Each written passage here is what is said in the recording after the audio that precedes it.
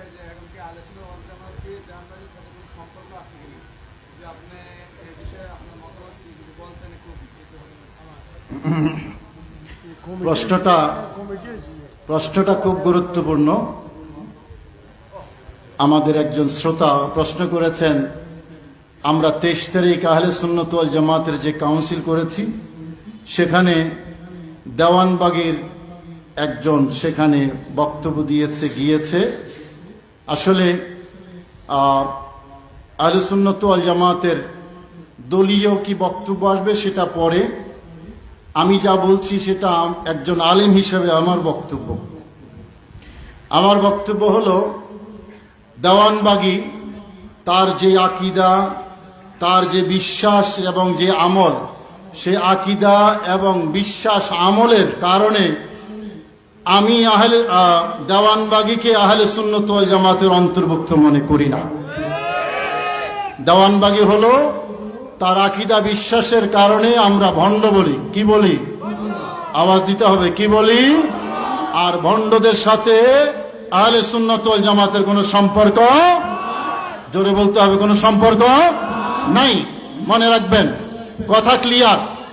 যারা আহলে সুন্নাত ওয়াল জামাতকে কলঙ্কিত করে আমরা এটা হতে, আওয়াজ দেন, এটা হতে দেব না।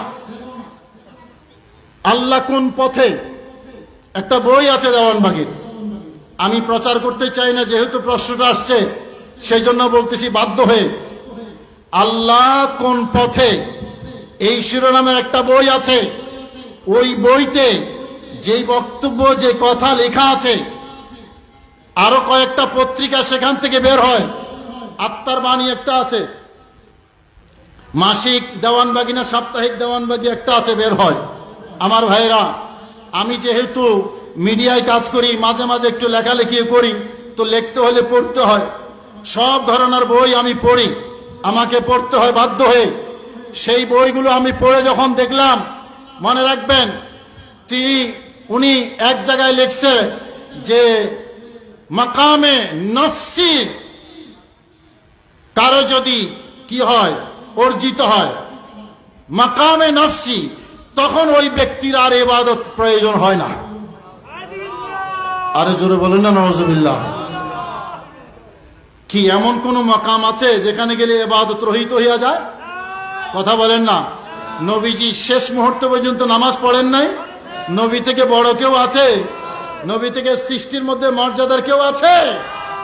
এবং জিবরাইলের অস্তিত্বকে অস্বীকার করেছে, জান্নাত জাহান্নামের পৃথক অস্তিত্বকে অস্বীকার করেছে।